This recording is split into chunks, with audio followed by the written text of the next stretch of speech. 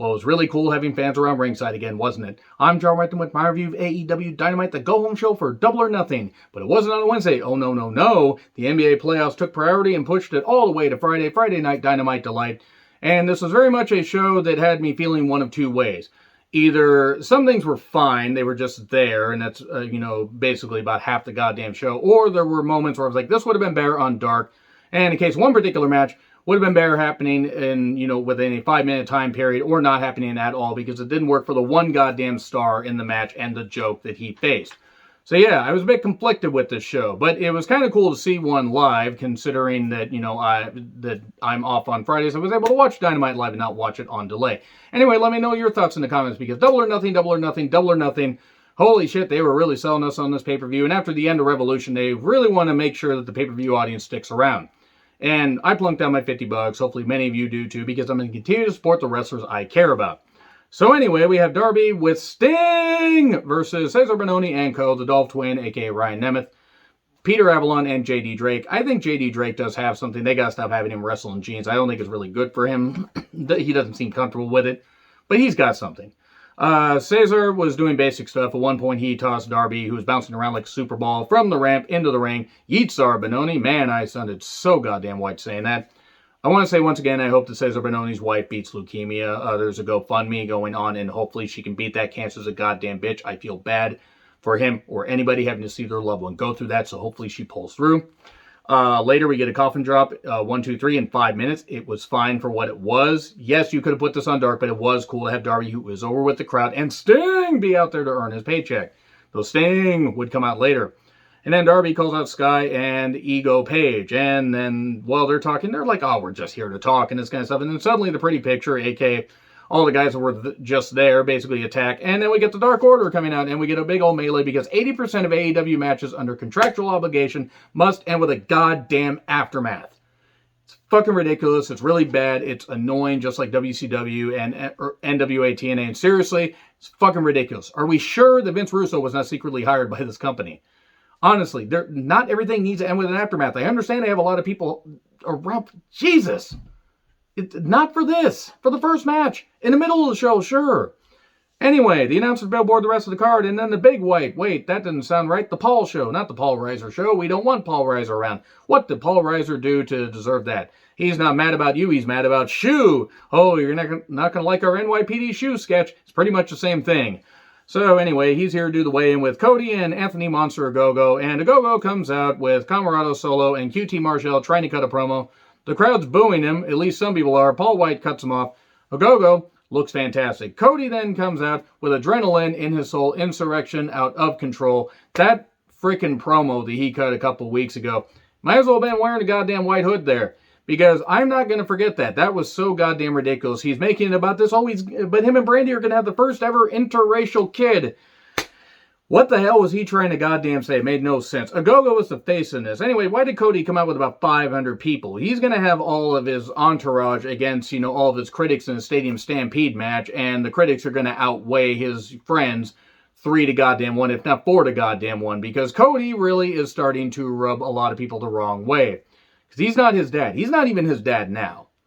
I respect him for being a really good athlete, but he is just not his dad. He's not even 15% of his dad on his best day.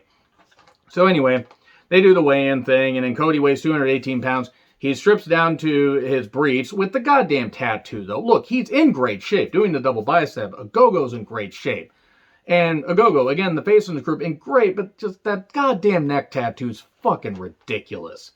But then again, Cody, people that think like Cody make bad decisions. So, what were the fans chanting at Ogogo? Austin Powers, because I heard the beginning of that shirt back there. Now, the audio was really weird. I think it was Austin Powers, so I'm willing to forgive. If they were chanting the beginning of that shirt, though, they could piss the hell off right there. So anyway, this was messy. The crowd cheered Cody like wild because Florida. Nothing against Florida. I'm not saying that Cody doesn't have some connection with the audience, but they're trying to make this about Britain versus the U.S., and we haven't been mad at the British people for a while. Or maybe you have. I'm not mad at the British people. I got plenty of friends. Some of my best friends are British people. That sounded a little bit weird. And they really tried to sell this. This went a bit long, but at least it was better than the typical contract signing that ended in a brawl. They tried to make the Stadium Stampede match sound legit. That's adorable. They had talking heads and a whole bunch of stuff, and I couldn't take it seriously. I hope that MJF and FTR come out looking better than they than they are going in, because they're legit. But I'm really worried because I hated the first one. And here's another question. I asked this in my Double or Nothing predictions. How are the fans going to react watching a giant match on the screen? Are they going to be able to go to the Jacksonville Stadium? Are they going to do a pre-tape and have fans there in the stadium? What are they going to do? These are questions that need to be asked. Last year made sense because they couldn't have fans. But anyway, Spears, some of them were born to be buried. Okay, that was good. That's probably the first good thing the Spears has said in a number of months. Because usually he's just been being fed bullshit. That was pretty funny. Now we cut to Christian Cage and Hobbs fighting backstage. Okay, Cage and stage with Hobbs bashing Cage. That didn't work at all. This was kind of messy, and it was what it was. Because they're going to be in the Casino Battle Royal. We then get Hangman Page versus Joey Janela with Sonny Kiss, Taz on commentary, because Page and Cage are going to battle from the stage into the ring and then probably back out on the stage. And then Taz is going to appear from the stage and say, "Ha ha, beat me if you can, survive if I let you," and then disappear like a Sith. Make as much sense as a lot of shit on this show. Why did it take Hangman 5 minutes? Why did it take him 3 minutes to beat Janela? Who, I'm sorry, he's not good. He's not. I don't care if he's a good guy or not. That's not about that. This is about him as a wrestler. He does not fit in with AEW. Sonny Kiss is a good athlete, but he's being treated like a joke. Also, Joey left Sonny, to basically get beat up by Hook and Cage on I believe the recent episode of Dark. Or Dark Elevation. It was one of the two. They all blend together.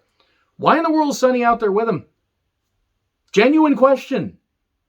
I mean, a little bit. This is from somebody that watches all three of their shows. That's continuity that they can't be fucking forgetting. Sure, it may be a team that nobody really goddamn cares about, all due respect to Sonny. I mean, it's just a mid-level team. But god damn it. Have some consistency if you can't.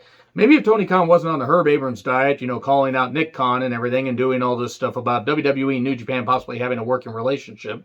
Which, let me just say right now, if WWE and New Japan decide to have a working relationship, Vince McMahon will not play well with others.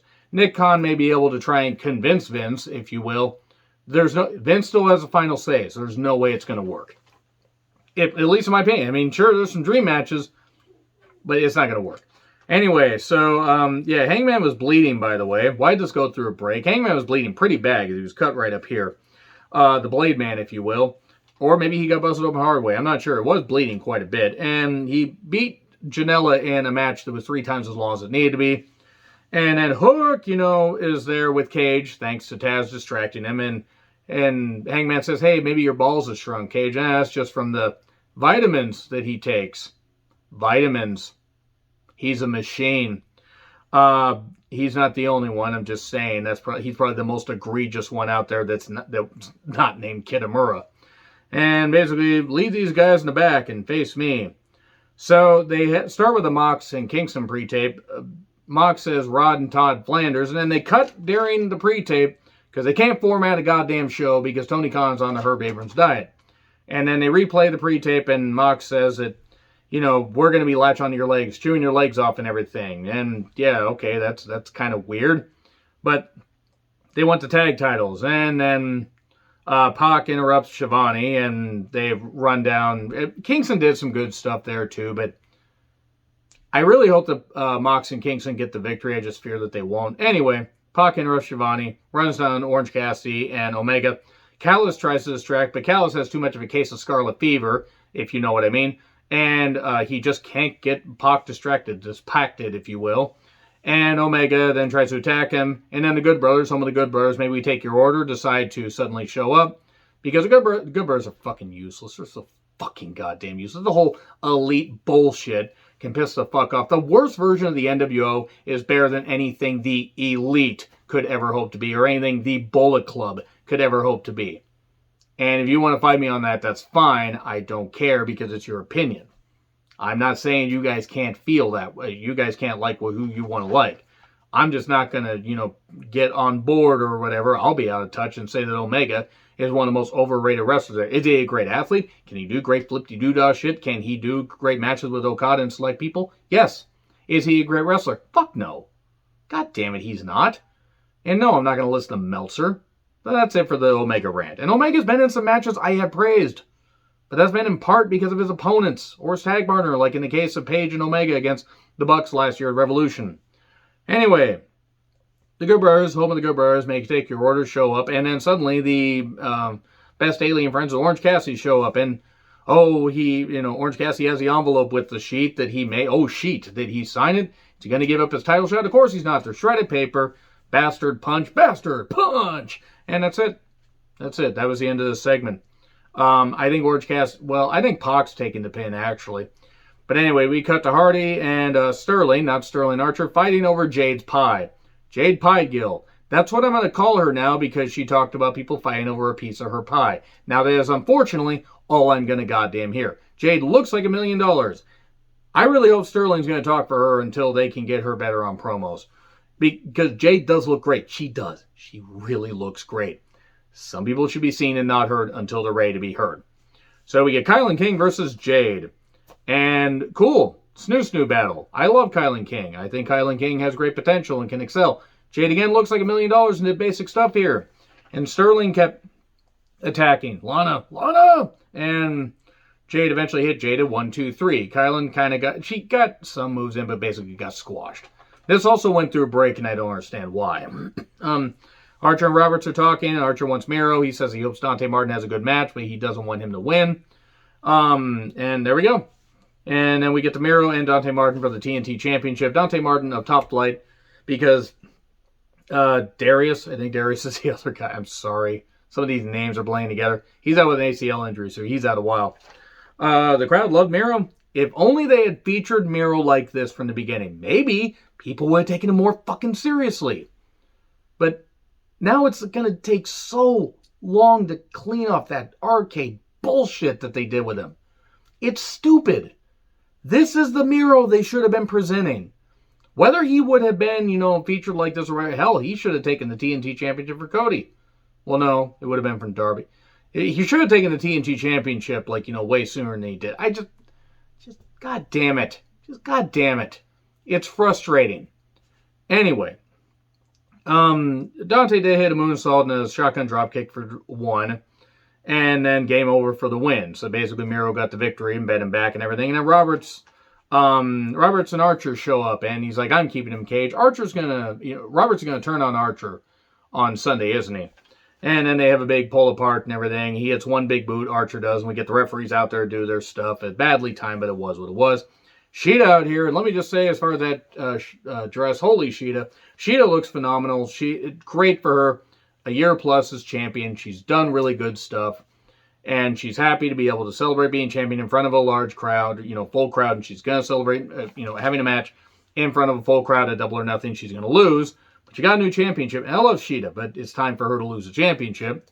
And she was talking about how she was so happy, this kind of stuff. And Sheeta, genuine. Her English is really good. She really has dedicated herself to being, cross-promotional athlete, cross-country athlete.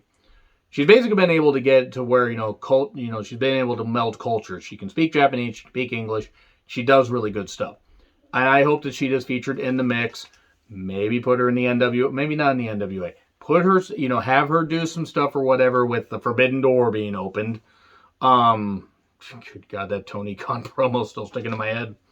And new championship, slightly bigger. And then here's Britt Baker to basically say the previous generation was all about 316. This generation is going to be about DMD. Crowd chanted that. Good for her. And Britt's going to beat her. If Britt does not beat Sheeta, I don't know what the fuck they're doing here because Britt has to win, hold the championship for at least 6 months, lose it at Full Gear, and then at least, then she can hold it till Revolution. You can do something with it, but it's time for Sheeta to lose it. Feature Sheeta properly after that. But Britt needs a long reign. And then we get Sammy showing up with his, flashcards to toss into people. Then we get Ego Page and Scorpio Sky against Uno and Grayson. I love Scorpio Sky, but life is too short to give a shit about this match. It should be on Dark. And Sky and Ethan get the victory. Then suddenly Darby and a bunch of Sting show up because it's 1997, 1998, and Halloween Havoc 2000 rolled in the goddamn one. Dear God, Tony Khan loves his WCW. I love WCW, but I'll need to see the same bullshit in 2021. Anyway, that's it. A bunch of guys beat up, and then Sting does the whole thing where it's like, he pulls out the mask and it's face-painted Sting. Oh, God, pretends to be shocked. Whatever. God damn it. Whatever. Let's just pick this up. Bischoff, has a little entrance graphic thing. Talks about 25 years ago creating the NWO and everything. That group that even on its worst day is better than the Bullet Club and the Elite will ever be put together. And he introduces the Inner Circle. The Judas, you are trees. It's like you are insurrection personified, or treasonous on the inside. Because Chris Jericho still has not addressed his mother-in-law and wife being part of the insurrection attempt. So no, he shouldn't be fucking, made to forget about that. No, he should actually be reminded until he wants to address it. And I don't fucking care if he ever does, because people should remember that. Because here's the thing, you can have your opinions all you goddamn well want. We can have whatever opinions, but if you're going to do that kind of shit and, give money to a guy that has a bunch of, sexual assault and are cases against him, yeah, you're kind of a piece of shit, so you can piss the hell off. Anyway, vanity video package, because we have to do an Inner Circle jerking around. Who gave Hager a mic? No idea. Never do it again. So, down in a blaze of glory, that describes Jericho's career, has been flaming out for a couple years, and MJF and Wardlow have Dean in the stadium. Just barely nobody was watching Malenko. And then we get a brawl to end it all, and then we get dueling pile drivers in the Jacksonville Jaguar Stadium to hype up Stadium Stampede, and one of the tables just says, nope, and just flattens. I hope they're okay, because that looked really goddamn brutal. So yeah, Inner Circle is going to win Stadium Stampede, because otherwise they break up.